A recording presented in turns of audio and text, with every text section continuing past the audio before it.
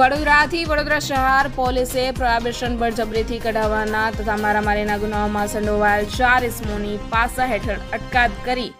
અલગ અલગ મધ્યસ્થ જેલમાં મોકલી આપ્યા છે. વડોદરા શહેર પોલીસે ગંભીર પ્રકારના ગુનાઓમાં સંડોવાયેલ 4 ઇસમોની પાછળ અટકાયત કરી છે. અલગ અલગ મધ્યસ્થ જેલમાં મોકલી આપતા ગુનેગારોમાં ફફડાટ વ્યાપી જવા પામ્યો છે.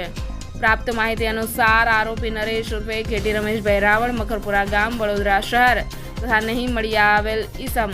રોહિત રવજી ભાભોર રહેવાસી ગામ થાલા લીમડી દાહોદનાઓ બંને મળી 4 વ્હીલર મહિન્દ્રા ગાડીમાં હાજર મળીને આવ્યા ન હતા. તેમજ અરવિંદભાઈ રમસુભાઈ બારૈયા હાલ રહેવાસી આણંદ મૂળ રહેવાસી લીમડી દાહોદ પાસેથી આણંદ ખાતેથી ભારતીય બનાવટનો વિદેશી દારૂનો જથ્થો ભરી લાવી આરોપી 1 અને 2 ને વડોદરા ખાતે હાજર મળી આવ્યા ન હતા. આરોપી અજય હરેશભાઈ જગતાપ રહેવાસી રેવંતા ફ્લેટ મકરપુરા,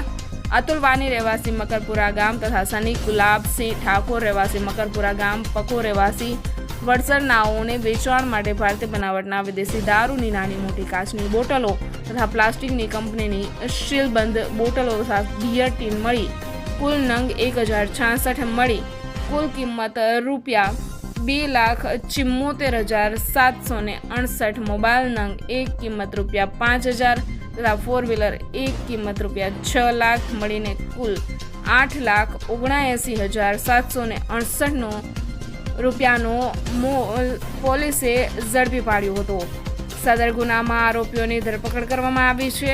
જેથી આરોપીઓની અસામાજિક પ્રવૃત્તિ અંકુશમાં આવે તે માટે વડોદરા શહેરના પોલીસ કમિશનર તરફથી સદર ઇસમનું પાસા વોરંટ ઇસ્યુ કરતા વડોદરા શહેર કપુરાઈ પોલીસ સ્ટેશન દ્વારા પાસા વોરંટની બળજબરી કરી